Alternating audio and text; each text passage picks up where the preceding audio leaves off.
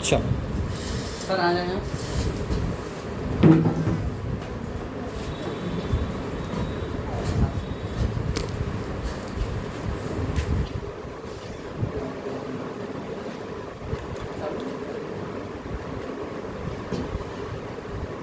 Recording तो चालू है क्या? अच्छा तो सबसे पहले मैं शॉर्ट इंट्रोडक्शन दे देता हूँ, बाकी कौशल जी अपना इंट्रोडक्शन को देंगे तो और भी अच्छा लगेगा। सबसे पहले आप लोगों ने क्लैट का नाम सुना?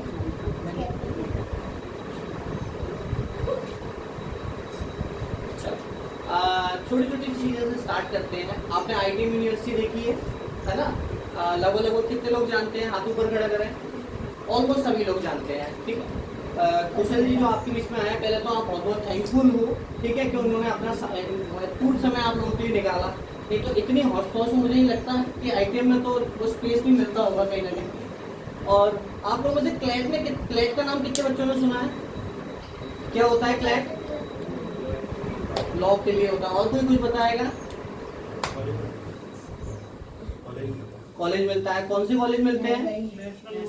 National law university. तो भैया आपके नेशनल लॉ यूनिवर्सिटी शिमला से पास आउट हैं। आई थिंक एलएलएम भी कंप्लीट की है आपने, एलएलएम कंप्लीट की, अभी पीएचडी कर रहे हैं। तो पहले तो उनके लिए क्लैप। मैं थैंक यू के साथ हैंड ओवर आपको करूँगा, आपको कैसा डिक्टेट करना बच्चों को। Thank you Tiwari ji. आप मतलब बच्चों को मैं देख रहा हूँ तो कुछ लोग बहुत छोटे भी हैं। आई थिंक आपकी क्लास 5th से लेके 10th 11th तक होगी, जितना मैं गैस कर पा रहा हूँ। एक हाथ तो आपको 12th देख के भी है शायद, 12th और ड्रॉपर भी है। अच्छा 12th भी है। तो खासकर जो छोटे बच्चे हैं उनको तो इस बारे में कोई जानकारी होगी नहीं कि क्लैट क्या होता है, आगे करियर में कैसे परस्यू करना होता है। अभी अगर मैं जितने भी 5th और 6th क्लास के बच्चे हैं, अगर इनसे मैं पूछूंगा कि आपको क्या करना है, तो किसी को हो सकता है एस्ट्रोनॉट बनना हो, किसी को साइंटिस्ट बनना हो, किसी को ट्रेन चलाने का शौक हो सकता है ना। किसी ने सोचा होगा कि हाँ मैं तो ट्रेन चलाऊंगा, ट्रेन बहुत बड़ी होती है वो चलाऊंगा। हाँ, इनको तो अभी वो मोटे भी नहीं होंगे इनके। अभी आपको नहीं पता है कि, और अभी पता करना ऐसे जरूरी भी नहीं है। अभी आपकी जितनी एज है, अभी आप अपने स्वास्थ्य पे ध्यान दें, अपने एजुकेशन पे ध्यान दें। कुछ चीज़ें हैं जिसको अब क्योंकि यहाँ सारे स्कूल्स के बच्चे हैं, मतलब सारे 6th से लेके 11th 12th तक हैं।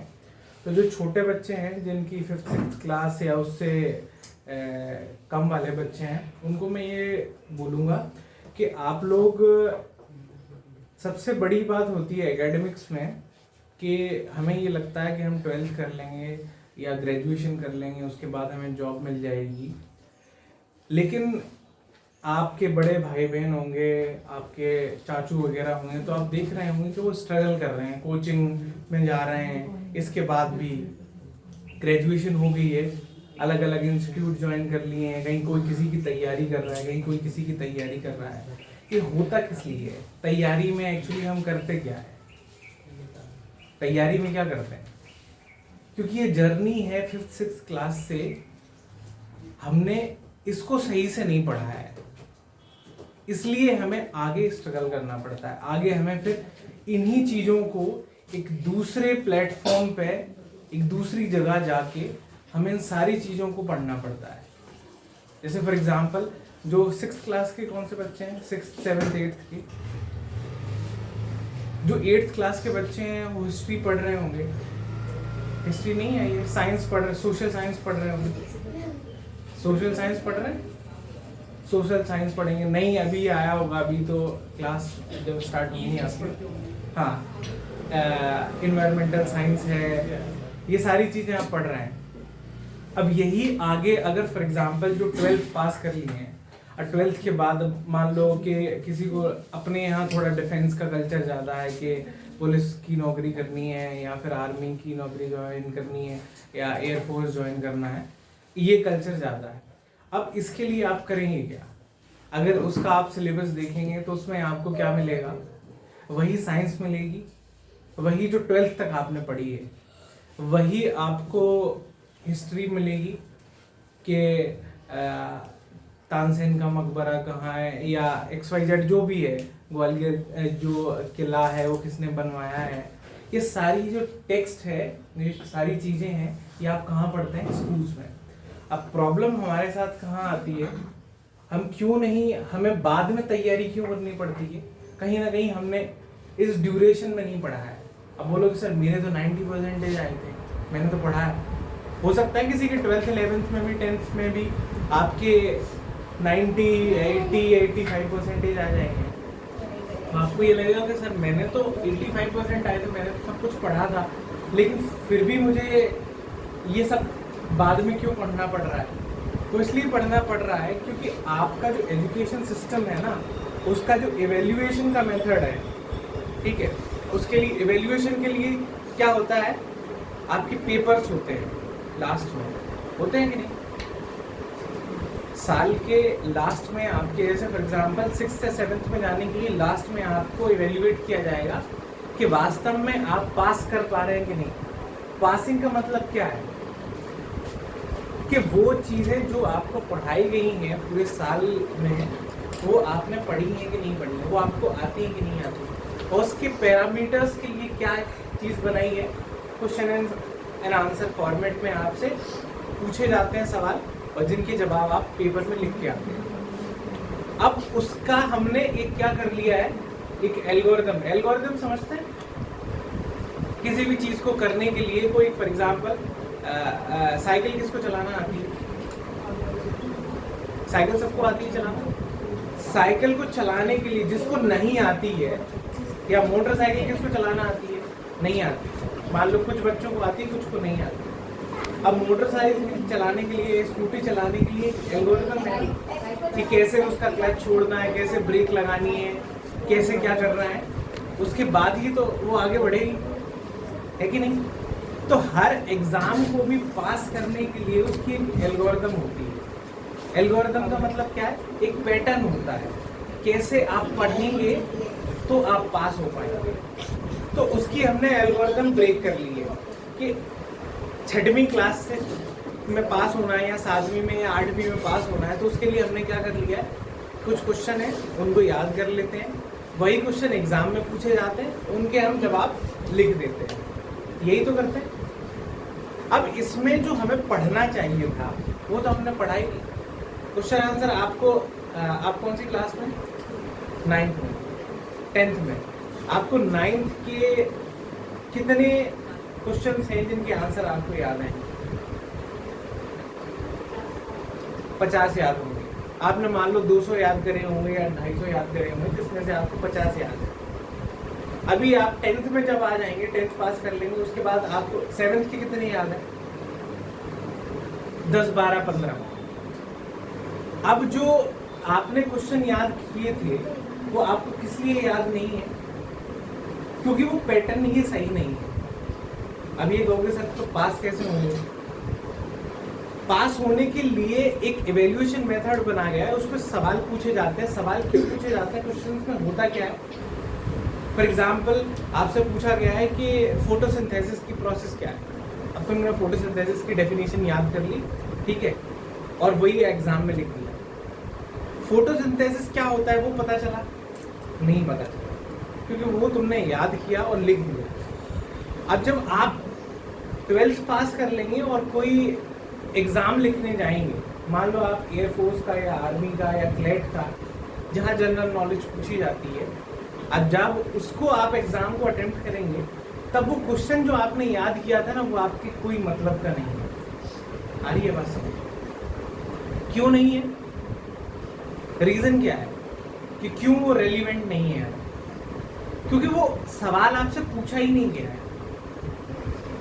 यहाँ ये पूछा गया है कि फोटोसिंथेसिस की प्रोसेस में प्लांट कौन से एंजाइम को यूज करता है। अब फोटोसिंथेसिस की डेफिनेशन तो आपने याद कर ली थी, लेकिन फोटोसिंथेसिस की प्रोसेस नहीं पता थी आपको। इसीलिए जो आपको बुक्स मिलती है ना एग्जाम के बाद, आप नई जब क्लास में आप अपग्रेड करते हैं तो बहुत सारी किताबें लेके आते हैं नहीं जिस पे आप कवर चढ़ाते हैं और ये करते हैं। वो किताबों को आपको इसीलिए दिया जाता है कि आप उनको पढ़ें, एक एक लाइन पढ़ें। जब आप किताबों में जो लिखा है, जो टेक्स्ट लिखा है, जब आप बुक पढ़ते हैं तब आपको जो क्वेश्चन है उनके जवाब याद नहीं करने पड़ते, क्योंकि आपको पता है। फॉर एग्जांपल एक मैं कहानी अगर आपको बताऊं कि एक वो थ्रस्टी क्रो वाली कहानी सबको पता होगी कि जो कौवा बहुत प्यासा होता है और वो कंकड़ डालता है। अब अगर आपसे सवाल ये पूछा जाए कि कौवे ने उस घड़े में कंकड़ क्यों डाले थे, अब इसका जवाब याद करने की आपको जरूरत है? क्यों नहीं है? क्यों जवाब आपको याद करने की जरूरत है? क्योंकि स्टोरी पढ़ी है, आपको पता है कि उसने कंकड़ क्यों डाले थे। ऐसे ही अगर आपको फोटोसिंथेसिस की प्रोसेस पता है कि फोटोसिंथेसिस क्यों होता है प्लांट में, किस लिए होता है, ठीक है, और उसमें कौन कौन से एंजाइम यूज करता है, जिसके बाद वो अपना खाना है जो प्रोड्यूस करता है उसका नाम क्या है उस केमिकल का, बाद में वो कैसे सर्कुलेट करता है पूरे प्लांट में, ठीक है, उन जो ह्यूमन वेन्स होती हैं ऐसे ही प्लांट में वेन्स को क्या बोलते हैं। अगर ये सब कुछ पता है तो आपको याद करने की जरूरत क्या है? आपको कुछ है जो याद करना है? नहीं याद करना है। इसीलिए जो टेक्स्ट है, जो बुक है, वो पढ़ना बहुत जरूरी है। अगर आज नहीं पढ़ोगे तो 7th 8th 9th 11th 12th तो सब पास हो जाएगा। ग्रेजुएशन करने के लिए भी बहुत सारे कॉलेजेस हैं, बहुत सारी यूनिवर्सिटी हैं जो आपको ग्रेजुएशन भी करा देंगी, आपको BA BTech भी करा देंगी, लेकिन आपको at the end of the day आपको जब आपके अंदर स्किल नहीं होगी, आपको नॉलेज नहीं होगी, तो आप हर जगह जिसको नॉलेज होगी उसकी तरफ देख रहे होंगे कि आपको यहाँ से कुछ मदद मिल जाए, आप सीखें। आप जो काम, फॉर एग्जांपल अगर कोई एक टेक्नीशियन है, देखें बहुत सारे ये मिस्त्री जो काम करते हैं, मान लो कोई लाइट का काम करता है, इनके पास कोई डिग्री है क्या? कैसे काम करते हैं? एक्सपीरियंस के बेसिस पे कि उन्होंने वो चीज़ सीखी है, स्किल है उनके पास, और स्किल के लिए उन्होंने पढ़ा नहीं है, उन्होंने ग्राउंड में रह के 2-4 बार करंट भी लगा होगा, 2-4 बार सर्किट बनाए होंगे, तब आप उनको बोर्ड खोलना आ गया है, पंखा सही करना आ गया है, ठीक है। लेकिन अगर एक इलेक्ट्रिकल इंजीनियर से पूछोगे तो हो सकता है कि उसको पंखा चलाना ना आए, उसको पंखा भरना ना आए, उसको स्विच सही करना ना आए। क्यों? क्योंकि उसने पढ़ा तो है लेकिन उसका प्रैक्टिकल एस्पेक्ट क्या है वो उसको नहीं पता है। तो जब आप पढ़ते हैं तो टेक्स्ट को पढ़ना बहुत ज़रूरी है। आप जो किताबें आपको मिलती हैं ये आपको शायद आज समझ ना आए, क्योंकि जब मैं पढ़ता था तो मैं भी आपके ही जैसा था। मैं भी ये सोचता कि 4 क्वेश्चन हैं, 4 क्वेश्चन याद कर लो, इन्हीं में से 2 क्वेश्चन आ जाएंगे पेपर में, वही लिख देंगे और पेपर के 10 दिन बाद हम भूल जाएंगे कि हमने क्या याद किया। तो पढ़ाई का ये मतलब तो नहीं होगा, अगर हम पढ़ रहे हैं तो ये मतलब तो नहीं है। इसीलिए जो टेक्स्ट है, जो बुक है, वो पढ़ना बहुत जरूरी है। जो आपको, आप अपना एवेल्यूएशन खुद कर सकते हैं। आप एक बार बुक पढ़ना स्टार्ट करें, एक महीने बाद आप अगर देखेंगे तो जो भी आपको शब्द समझ में नहीं आते हैं, अब आज पहले तो डिक्शनरी लेनी पड़ती थी, डिक्शनरी में मीनिंग देखते थे, आजकल तो फ़ोन अवेलेबल है, ठीक है, फ़ोन में मीनिंग सर्च करो तो उसका मतलब क्या है, ठीक है। अब जब आप मीनिंग सर्च करते हैं तो आपको उसका मतलब समझ में आ गया। जो अगर आप कोई बुक लिख रहे हैं, जो बुक है आपके पास, ऐसा तो है नहीं कि उसको आपको बेचना है आगे जाके या वो करना है, ठीक है। आप HB पेंसिल से उसी के ऊपर उसका मतलब लिख लो, या कहीं भी जो खाली जगह हो उसको ऐसे पॉइंट आउट करके कि इसका मतलब ये है। अब एक बार जब आपने सारी मीनिंग्स लिख ली, एक बार आपने पूरी टेक्स्ट पढ़ ली, अब आपको सारी चीज़ें पता होगी। अब जब आप दोबारा पढ़ेंगे तो आपको मीनिंग सर्च नहीं करनी पड़ेगी, मीनिंग जो आपको याद नहीं होगी अब आप दोबारा देख सकते हैं, वहीं बुक पे लिखी है। आप 2-3 बार जब चैप्टर पढ़ेंगे ना, आप एक बार करके देखना, आपको आंसर्स याद करने की ज़रूरत नहीं पड़ेगी, आप लिखना भी सीख जाएंगे। फॉर एग्जाम्पल आपने जब स्टोरी पढ़ ली पूरी, आपने पूरा चैप्टर पढ़ लिया, और उसके बाद उसकी एक स्टोरी है जो आपके दिमाग में है। अब जो स्टोरी आपके दिमाग में है, तब जब आप आंसर लिखेंगे, अब आपको प्रॉब्लम आएगी कि स्टोरी तो चल रही है हिंदी में आपके दिमाग में, आपको लिखना है वो इंग्लिश में। अब लिखने के लिए क्या चाहिए? इंग्लिश। अब इंग्लिश कैसे सीखेंगे? इंग्लिश ग्रामर आप पढ़ते रहोगे कभी नहीं सीख पाओगे। सबसे एक गोल्डन रूल है, वो रूल क्या है कि जो चीज़ आपको नहीं आती है वो आप करना स्टार्ट कर दो, आप सीख जाओ। आपको साइकिल चलानी नहीं आती थी, आपने साइकिल उठाई, आपने पेडल मारा, 2 बार गिरे, दोबारा उठाई, दोबारा पेडल मारा, दोबारा गिरे, गिरते रहे, उठाते रहे, गिरते रहे, उठाते रहे, धीरे धीरे सीख गए। सीख गए कि नहीं? मोटरसाइकिल पे भी आपने स्टार्ट की, पहली बार क्लच छोड़ा, बंद हो गई, दोबारा बैठे, क्लच छोड़ी, दोबारा बंद हो गई। आपसे एक मीटर भी नहीं चला पा रहे हैं आप साइकिल पर, मोटरसाइकिल। क्यों नहीं चला पा रहे हैं? क्योंकि आपको चलाना नहीं आती। अब जब आपको पता लग जाएगा कि धीरे धीरे इसकी क्लच छोड़ते हैं, एक्सीलरेटर देते हैं, तो आप सीख जाएंगे। ऐसे ही लैंग्वेज है। लैंग्वेज मतलब भाषा। आपको हिंदी बोलना किसी ने सिखाया था क्या? धीरे धीरे बोलना सीख गए ना। कैसे? सुन के। लिखने के लिए आपने क्या किया? आपने पहले वर्णमाला सीखी। इंग्लिश इतनी तो आती है, ABCD लिख लेते हैं ना, लिख लेते हैं नहीं? ABCD आती है, ABCD लिख लेते हैं। अब ABCD लिखना सिखाया था ना किसी ने। अब अगर आपसे मैं बोलूं कि मैंगो की स्पेलिंग लिखनी है, लिख लोगे? लिख लोगे ना। अब जब आपको मैंगो की स्पेलिंग नहीं आती थी, सिर्फ ABCD आती थी, तो मैंगो की स्पेलिंग लिखना सीखा था ना। कितनी बार गलत लिखी थी? कई 100 बार। कई बार गलत लिखी थी कि नहीं लिखी थी? लेकिन अब तो नहीं लिखोगे ना गलत। सीखे कैसे? बार बार लिख लिख के ना। लैंग्वेज क्या है? बोलना। अगर आप बोलना चाहते हैं तो आपको बोलना पड़ेगा। गलत बोलोगे बार बार बार बार, तो एक टाइम आएगा जब आप सही बोलना सीख जाओगे। ऐसे ही लिखना है। जब इंग्लिश लैंग्वेज फॉर एग्जांपल आपके दिमाग में एक स्टोरी चल रही है हिंदी में, अब वो आपको इंग्लिश में लिखनी है, ठीक है? अब आप जब इंग्लिश में लिखना है तो आप जब शब्द लिखेंगे, अब शब्द लिखेंगे तो आपको मीनिंग नहीं आएगी। मीनिंग बार बार देखोगे, देखो बार बार और लिखो उसको। जो भी लिखोगे वो लगभग गलत लिखोगे। लेकिन कितने दिनों तक? 1 दिन 2 दिन। एक रजिस्टर बनाओ जिसमें आप डेली जो आपने चैप्टर पढ़ा है उसके क्वेश्चंस हैं, वो कहीं से याद नहीं करने। जो आपको लग रहा है कि इसका ये आंसर होगा, आप तो वो आंसर लिखो कॉपी में, और 1 महीने बाद अपने आंसर मैच करना। एक जो पहले दिन आपने लिखना स्टार्ट किया था और 1 महीने कंटिन्यू 30 दिन तक आपने अपने हिसाब से जवाब लिखे, फिर दोनों को आप कंपेयर करना खुद या किसी टीचर से कंपेयर कराना, तो आपको समझ में आएगा कि पहले दिन जो आपने लिखा था वो आज जो आपने 30 दिन बाद जो डेली आप लिख रहे हैं, 30 दिन बाद कितना डिफरेंस आया। और ये प्रैक्टिस अगर आप 6 महीने 8 महीने तक अगर आप कंटिन्यू करते हैं, आपको पता भी नहीं चलेगा कि कब आप इंग्लिश लिखना सीख गए हैं। आपको एक भी आंसर याद करने की जरूरत नहीं पड़ेगी कभी भी। आ रही है बात समझ?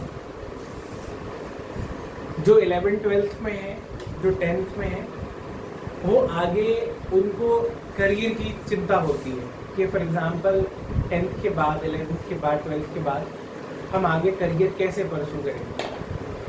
अब मैं क्योंकि लॉ बैकग्राउंड से हूँ तो मुझे लॉ की समझ है, लेकिन 12th में जब आप होते हैं या 11th में होते हैं तो आप कंफ्यूज होते हैं कि आप अपना एक तो एरिया ऑफ इंटरेस्ट चूज नहीं कर पाते हैं कि आपको किस में रुचि है।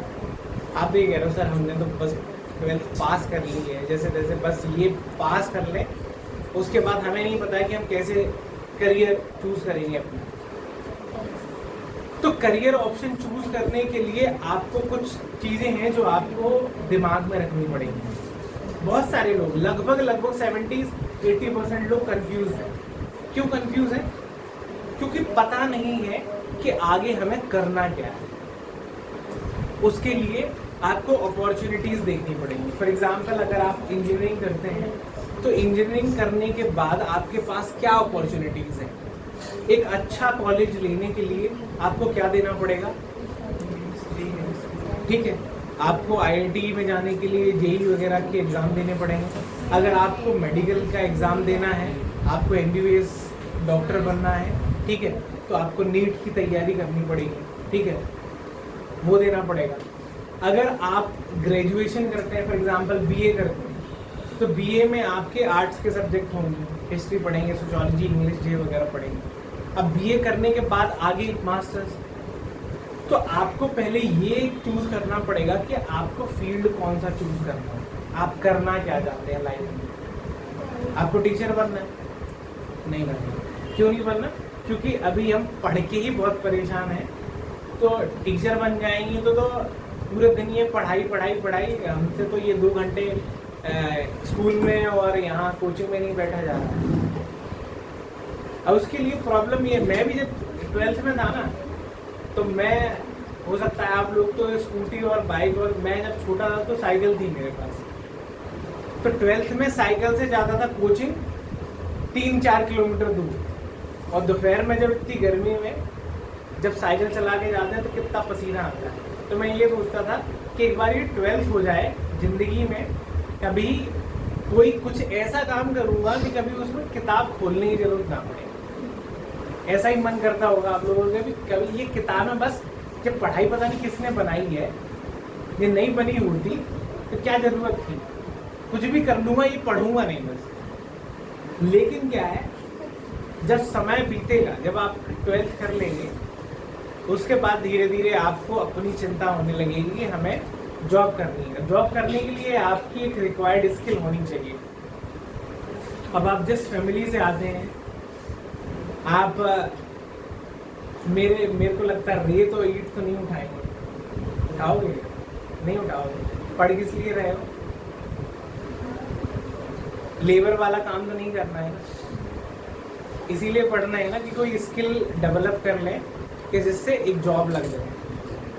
अब जॉब की जो प्रोपोर्शनैलिटी है ना, वो डायरेक्टली डिपेंडेंट है आपके इंटरेस्ट के ऊपर। देखो, अगर कुछ चाहते हो तो पढ़ना तो पड़ेगा। जितना आप आगे बढ़ना चाहते हो, ठीक है, जितना आप करियर में, फॉर एग्जांपल आपको डॉक्टर बनना है, अब सोच के तो अच्छा लगता होगा कि डॉक्टर बन जाएंगे, ये देखो जाते हैं 500 रुपये एक बार में फीस ले लेते हैं, पूरे दिन पैसे ही पैसे आते रहते हैं। नहीं, अच्छा लगता होगा ना, ये इंजीनियरिंग इतनी सैलरी आती है, 1,50,000, 500 की गड्डियाँ मिलती हैं, कितना अच्छा लगता होगा जब हमें मिलेंगे। लेकिन उसके लिए रिक्वायर्ड स्किल की तो जरूरत पड़ेगी ना। वो स्किल डेवलप कैसे होगी?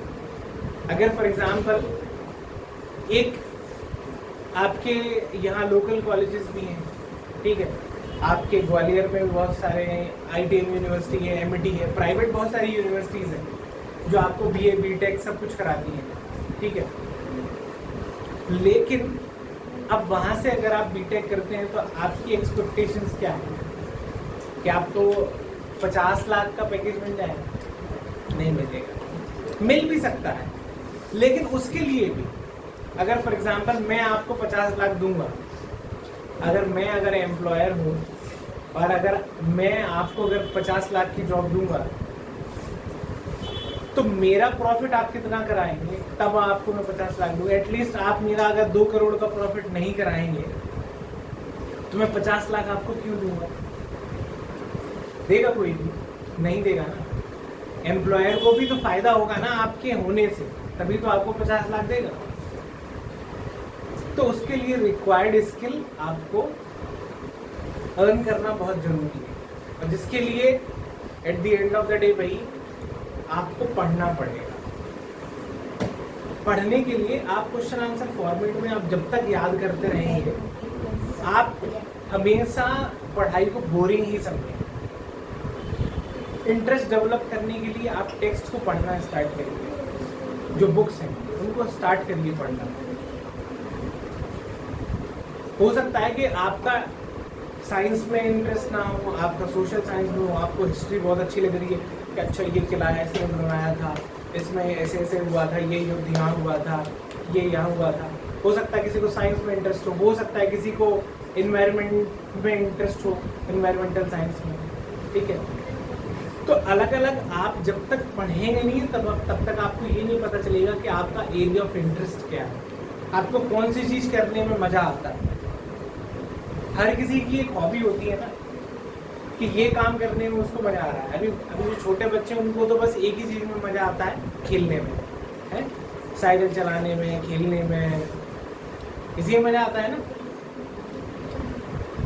लेकिन धीरे धीरे जब आप बड़े होंगे तो आपको ये लगेगा कि आप कोई ना कोई स्किल तो आपको चाहिए।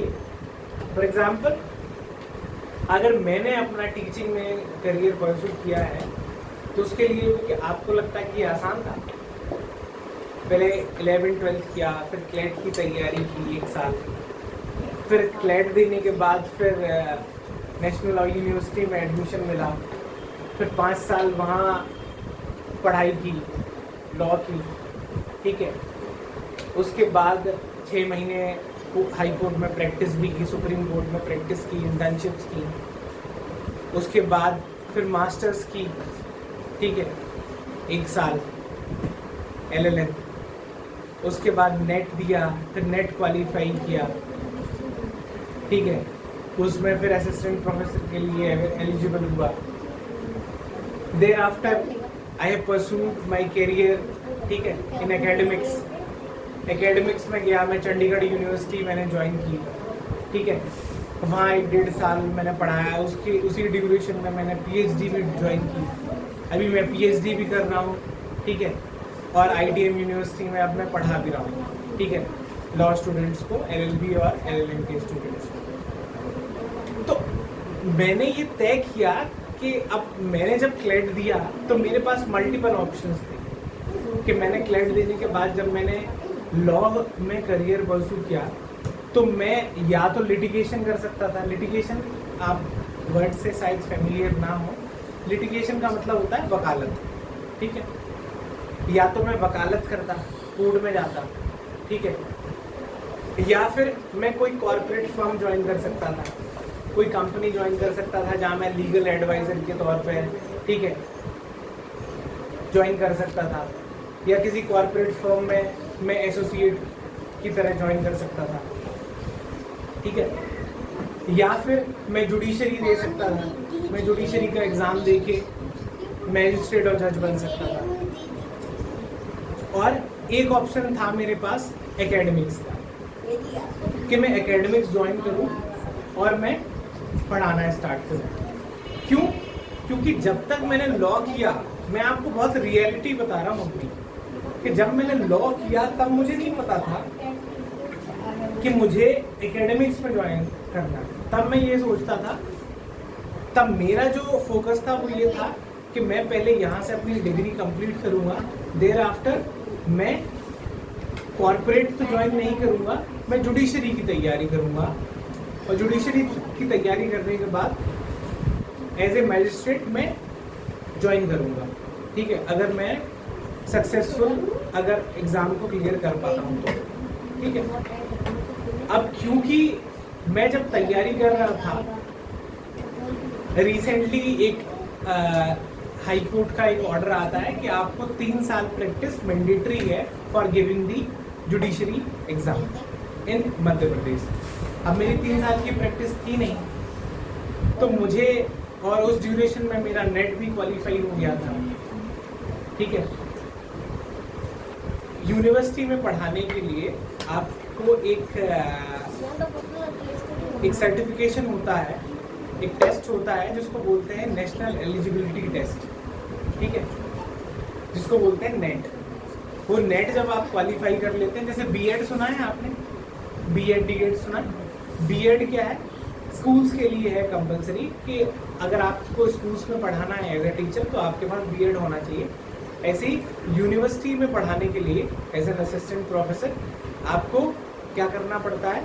नेट क्वालिफाई करना पड़ता है और पीएचडी करनी पड़ती है, ठीक है। तो ये कुछ क्राइटेरिया थे, मेरे पास मल्टीपल ऑप्शंस थे। मैंने अपने एरिया ऑफ इंटरेस्ट के हिसाब से कि मेरा ये मन है कि मैं इसमें बहुत अच्छा कर सकता हूँ एकेडमिक्स में, तो इसलिए मैंने ये एकेडमिक्स चुना। अब कैरियर में जब आप जाते हैं आगे तो आपको मल्टीपल ऑप्शंस मिलते हैं। जैसे अभी जब तक आपने 12th नहीं किया है, अब जैसे 12th पहले आपने 10th कर लिया, अब 10th के बाद आपके पास मल्टीपल ऑप्शन आ जाते हैं कि आप साइंस चूज़ करना चाहते हैं, आप आर्ट्स चूज़ करना चाहते हैं, ठीक है, आप मेडिकल में बायोलॉजी लेना चाहते हैं या मैथ्स लेना चाहते हैं या अकाउंट्स लेना चाहते हैं, आपके पास मल्टीपल ऑप्शन आते हैं। आप कैसे चूज़ करेंगे? जिसने 12th 11th में कौन है? 11th में है कोई? 12th में कौन है? आप लोग 12th में हैं। आपने 10th किससे किया था? 10th में सबके लिए सेम कोर्स होता है, ठीक है। 12th आने के बाद आपने क्या स्ट्रीम चूज़ की है? PCM। पीसी में आपने चूज़ क्यों किया? आपने कॉर्पोरेट के लिए मान लो फॉर एग्जांपल आर्ट्स क्यों नहीं चूज़ किया या दूसरे सब्जेक्ट्स क्यों नहीं चूज़ किए, दूसरी स्ट्रीम? इंटरेस्ट था। लगभग मैं अगर आप हर किसी से पूछूंगा तो ज़्यादातर लोगों का पीसीएम लेने का इंटरेस्ट नहीं होता। इंटरेस्ट तो उनको ना हिस्ट्री में है, ना बायोलॉजी में है, ना किसी में। पीसीएम को इसलिए चूज कर लेते हैं कि उनके बड़े भाई बहनों ने भी चूज किया है, उनके पापा ने बोलते कि हाँ मैथ्स ले लो, मैथ्स में ये अपॉर्चुनिटी है, तो इसलिए मैथ्स ले लेते हैं। मैथ्स भी अच्छा नहीं लगता है, लेकिन कुछ चूज करना है तो इसलिए मैथ्स चूज कर लिया, ठीक है। अगर मैथमेटिक्स अगर आपको इतना अच्छा लगता है तो आप हो सकता है कि फिर आपको उसी वे में आपको करियर भी परस्यू करना चाहिए। अगर साइंस में इतनी रुचि है अगर आपकी, तो आपको फिर IITs में जाना चाहिए, नहीं जाना चाहिए?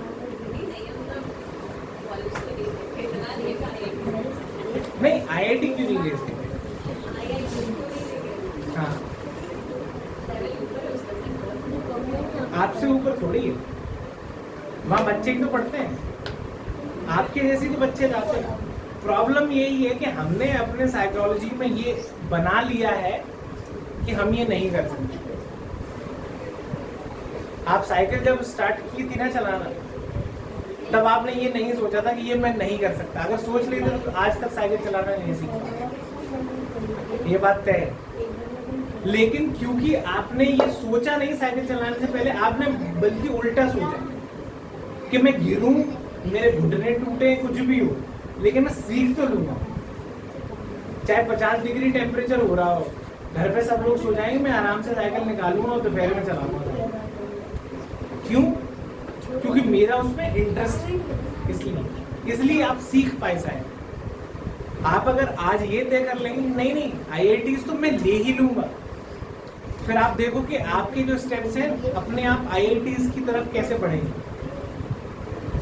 आप वो चीजें अपने आप करना स्टार्ट कर देंगे जो IITs में जाने के लिए जरूरी है। जैसे आपने साइकिल चलाने के लिए किया था कि पापा बेशक सो रहे हैं, लेकिन मुझे साइकिल चलाना सीखना है, या मुझे इसमें बहुत मजा आ रहा है साइकिल चलाने में। चाहे मैं स्टार्टिंग में ऐसे ही पकड़ के ऐसे चला रहा हूँ, मैं पेडल भी नहीं अभी लगाना सीख पाया, उनके पेडल कैसे मारते हैं, लेकिन मेरे को उसको डोर के चलाने में मजा आ रहा है ना मजा। इसीलिए आप सीख पाए क्योंकि इतना आपका पैशन था उसको सीखने के लिए कि आपने घुटने फोड़ लिए अपने, आपने चोट लगा ली, लेकिन फिर भी उसको बंद नहीं किया। एकेडमिक्स में क्यों बंद कर देते हैं हम कि एक अटेम्प्ट दिया हमने, नहीं हुआ हमारा, हम हताश हो गए। अरे क्यों हताश हो गए? साइकिल चलाने एक बार गिर गए तो साइकिल चलाना छोड़ देते? छोड़ा है क्या? किसी दिन मान लो कि बहुत तेज कुछ गरम खा लिया, ठीक है, मुंह जल गया, तो क्या उसके बाद खाना छोड़ दिया क्या? गलती समझ में आई कि गरम नहीं खाना, थोड़ा ठंडा हो गया उसके बाद खाना, गलती समझ में आई। अब खाने में कोई दिक्कत होती है क्या? नहीं होती ना। लेकिन अभी भी अगर गरम गरम कुछ चीज़ खा लोगे तो अभी भी मुंह जलेगा ना। गलतियों से सीखना है, जो हम गलती करते हैं डेली रूटीन में। जब आप एकेडमिक्स में अपनी गलतियां खोजने लगेंगे ना, जब आप खुद के मास्टर हो जाएंगे, कोई आपको उस लेवल तक आपको ट्रेन नहीं कर सकता है जिस लेवल तक आप खुद अपने आप को ट्रेन कर सकते हैं। आपके माँ बाप या आपके फैकल्टी या आपके फ्रेंड्स आपको सिर्फ उतना बता सकते हैं जितना उनको लगता है कि ये बताना चाहिए, लेकिन आपको अपने बारे में बहुत कुछ पता है। और ऐसा जरूरी नहीं है कि आप इंटरेस्ट शो नहीं कर रहे हैं इसलिए आपको ये नहीं करना है, वो नहीं करना है। अगर आप इस सेल से बाहर निकलेंगे ना, जब आप कंपटीशन के फेज में जाएंगे, जब आप यूनिवर्सिटी में जाएंगे, तब आपको ये लगेगा कि यार मैं बहुत पीछे रह गया। इन लोगों ने बहुत कुछ अपनी लाइफ में किया है और कर रहे हैं। मैं अभी पढ़ाता हूँ जब स्टूडेंट्स को, तो बहुत सारे बच्चे हैं जो लॉ परस्यू कर रहे हैं कि ठीक है सर, मेरा तो पापा का वो ठेकेदारी का काम है, तो मैं तो बस LLB ऐसे ही कर रहा हूँ अपने शौक के लिए कि मेरी डिग्री कंप्लीट हो जाएगी, उसके बाद मैं घर पे अपनी वकालत की डिग्री डाल दूँगा कि मैं लॉयर हूँ और मैं अपनी ठेकेदारी करूँगा। लेकिन कुछ बच्चे हैं, उनका भी काम है, घर में फैमिली बिजनेस है, लेकिन वो ये कह रहे हैं कि मैंने अगर यहाँ फीस भरी है, मैं यहाँ लॉ पढ़ रहा हूँ, मैं डेली कॉलेज आ रहा हूँ, तो मैं स्किल क्यों ना सीखूँ। फॉर एग्जाम्पल मेरा ट्रांसपोर्ट का बिजनेस है, तो मैं मोटर व्हीकल एक्ट क्यों ना पढूं, मैं कॉन्ट्रैक्ट क्यों ना पढूं। मैं जो पुलिस वाला कोई ऐसे ही मांग लेता है या कोर्ट में या दूसरे सरकारी ऑफिस में मेरे से जो पैसे ले लिए जाते हैं, अगर मैं अपने राइट्स के प्रति अवेयर हूँगा, अगर मुझे पता है। अच्छा, पुलिस से किस किस को डर लगता है? किसको डर लगता है? किसी को नहीं लगता। बहुत अवेयर हो गए आप लोग। मैं छोटा था, मुझे तो डर लगता था कि कहीं हाँ, पुलिस को देख के ऐसा लगता है कि ये पकड़ ना ले, ये ना कर ले। छोटे बच्चों को ऐसा जरूर लगता है। बल्कि देखेंगे कि आपके घर में जो बड़े हैं या आपके लोकेलिटी में जो बड़े बड़े लोग भी हैं, उनको भी पुलिस से ये लगता है कि क्यों इस पचड़े में पड़ना है, ये फालतू परेशान करेंगे। क्यों करते हैं ऐसा हम लोग? क्योंकि हम अपने राइट्स के प्रति अवेयर नहीं है। हमें ये नहीं पता है कि पुलिस वाले की कितनी कैपेसिटी है कि वो किस हद तक अपनी पावर को एक्सरसाइज कर सकता है। फॉर एग्जाम्पल, आपके यहाँ मान लो कि किसी ने लोकेलिटी में किसी ने कोई क्राइम कमिट कर दिया, ठीक है, क्राइम कमिट कर दिया, पुलिस वाला आपके यहाँ आके, घर वाले बोल रहे हैं अंदर जाओ, यहाँ क्या कर रहे हो? पुलिस वाले आए हैं। अरे पुलिस वाले आएंगे तो अगर आपको पता होगा ना कि पुलिस वाले की पावर क्या है, तो पुलिस वाला आपके सामने खड़ा हो रहा हो या मजिस्ट्रेट आपके सामने खड़ा हो या हाईकोर्ट जज खड़ा हो, आपको उससे डर नहीं लगेगा। क्यों डर नहीं लगेगा? क्योंकि आपको उसकी पावर्स का पता है कि ये पावर इतनी यूटिलाइज कर सकता है, या अपने राइट्स के बारे में पता हो कि ये मेरे राइट्स हैं, ठीक है। तो कैरियर में अगर आगे जब भी आपको परस्यू करना है, तो उसके लिए आपको अपना एरिया ऑफ इंटरेस्ट चूज करना पड़ेगा, और वो आपको खुद समझना पड़ेगा कि किस तरीके से आपको कौन सा स्ट्रीम चूज करना है। जैसे आपने 10th के बाद किया कि मैं PCM ले लेता हूँ, अब PCM ये 12th में ये स्टोरी भी खत्म हो जाएगी। अब इसके बाद आपके पास बहुत सारे मल्टीपल ऑप्शंस होंगे PCM में कि मैं ये करूँ या ये करूँ या ये करूँ या ये करूँ। तो आप ऐसे तो नहीं करेंगे कड़बकड़ बम्बे वो जिस पे उंगली रख गई ये कर लेता हूँ, ऐसे करेंगे? नहीं करेंगे। आप फिर भी सोचेंगे ना, अच्छा इसमें करियर ऑप्शन क्या है, इसमें करियर ऑप्शन क्या है। आप करियर ऑप्शन के हिसाब से परस्यू करेंगे ना कि ये मैं ये कर सकता हूँ, अपने लाइफ में ये बनना चाहता हूँ, इसके लिए मुझे ये करना पड़ेगा, ठीक है। बाकी आपके कुछ सवाल आप कुछ पूछना चाहते हो कि किस तरीके से करियर ऑप्शन या लॉ के बारे में आप कुछ पूछना चाहते हो, बताइए। पूछो बेटा, बढ़िया अपॉर्चुनिटी मिली आपको। कोई साइंस फील्ड का बंदा है, कोई आर्ट्स से, फिर एक लॉयर आता है। लॉयर को बाकी फील्ड्स की बहुत नॉलेज होती है, तो बाकियों को उतनी नहीं होती। लॉयर के लिए एक कोट कहा जाता है कि lawyer is a jack of all and master of none. वो इसलिए कहा जाता है कि लॉ जो है ना, लॉ उसने पूरी ज़िंदगी पढ़ा है अपने, तो लॉ तो वो अगर उसको नहीं भी होगा तो वो रिकॉल कर लेगा। लेकिन दूसरे फील्ड्स में लॉ क्या है, एक ऐसा सब्जेक्ट है जो सारे स्ट्रीम से कनेक्टेड है। अगर फॉर एग्जांपल मेरे को किसी ऐसे मान लो कोई टेक्निकल एस्पेक्ट है, मान लो ये फ़ोन से ही रिलेटेड कोई क्राइम हुआ है, यहाँ से किसी ने किसी का फ़ोटो सर्कुलेट किया है, ठीक है, या कोई वीडियो सर्कुलेट की है किसी की। अब मुझे अगर इस फ़ोन के बारे में नहीं पता है, सर्वर्स के बारे में नहीं पता है, मैं इंजीनियर नहीं हूँ, लेकिन मुझे सर्वर के बारे में जानकारी चाहिए, मुझे VPN के बारे में जानकारी चाहिए, मुझे IP एड्रेस की जानकारी चाहिए, तभी मैं प्रॉपर एविडेंस कलेक्ट कर पाऊँगा, तभी मैं आगे उस केस को एक बेटर नोड पे आर्ग्यू कर पाऊँगा, ठीक है, कोर्ट के सामने। और बताइए। अच्छा, कितने लोग हैं जो कंफ्यूज्ड हैं कि सर हमें कुछ पता ही नहीं है कि क्या करें कैसे करें।